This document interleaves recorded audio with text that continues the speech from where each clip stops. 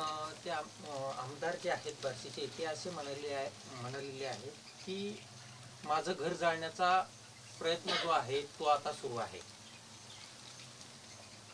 म्हणजे त्यांचा रोग जो आहे तो तुमच्या बाजूने आहे. काही बोलत आहे ते, जाऊ दे तिकडे.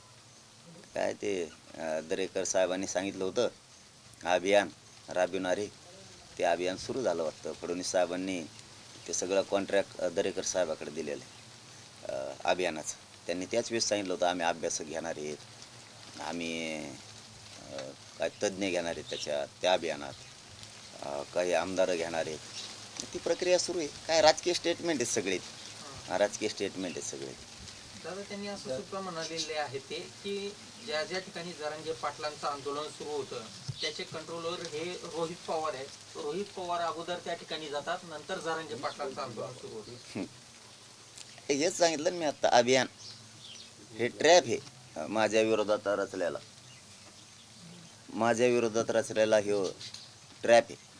ओएसिस फर्टिलिटीच्या तज्ज्ञांनी IVF उपचार पद्धतीद्वारे 1 लाखांहून अधिक जोडप्यांना मातृत्व प्राप्तीचा आनंद दिला आहे.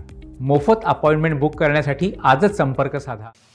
मला गरिबाचं काम करतोय ना मी, मला बदनाम करायचं.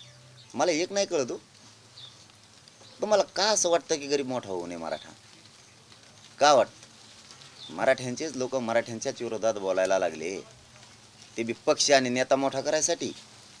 का तुम्हाला गरीब मोठा होऊ वाटत नाही? एकदा बघा ना विचारून गरीबाला, ज्यांचे प्रमाणपत्र मिळालेत त्यांचे. आता परभणीचं एक मुलगा आणि ते येणार आहेत, MBBSला नंबर लागला आहे, बघा त्यांचा काय आनंद आहे. का तुम्हाला गरीबाचे लेकरं असे MBBS झालेले, इंजिनियर झालेले बघायचे नाहीत, MD झालेले बघायचे नाहीत, अधिकारी झालेले बघायचे नाहीत?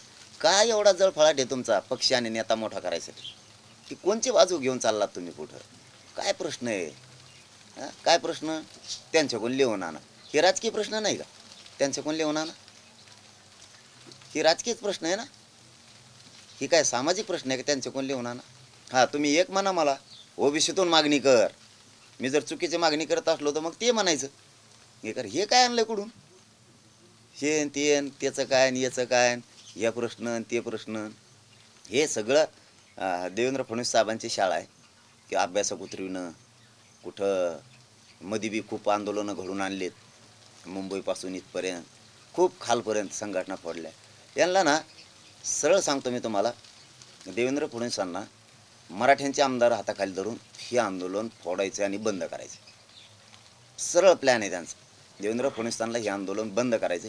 जसा क्रांती मोर्चात 3 फूट पाडल्या होत्या यांनी आणि चांगलं काम करणारे आमचे बांधव बदनाम करून टाकले होते यांनी, तीच प्रक्रिया त्यांना इथं राबवायची, पण आरक्षण द्यायचं नाही. खूप आंदोलनं बी उभा करायला लावले त्यांनी, खूप सरकारी आंदोलनं खूप आहेत. आता आमदार सुरू झालेत पुन्हा. आणि रात्रीची तर अशी माहिती आहे की खूप मोठे आमदाराची टीम आहे आतून, खूप मोठी टीम तयार केली आतून देवेंद्र फडणवीसांनी आणि त्यांना बळ दिलं. हे मराठ्याचं आंदोलन काही करून बंद पडलं पाहिजे. एक आमदार पुढं घालायचा आणि बाकीच्यांनी त्याला आमदारातून सपोर्ट करायचा.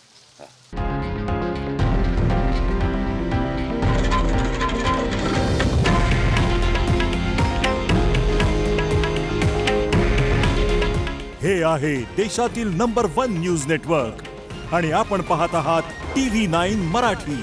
काळजी तुमची, हित महाराष्ट्राचं.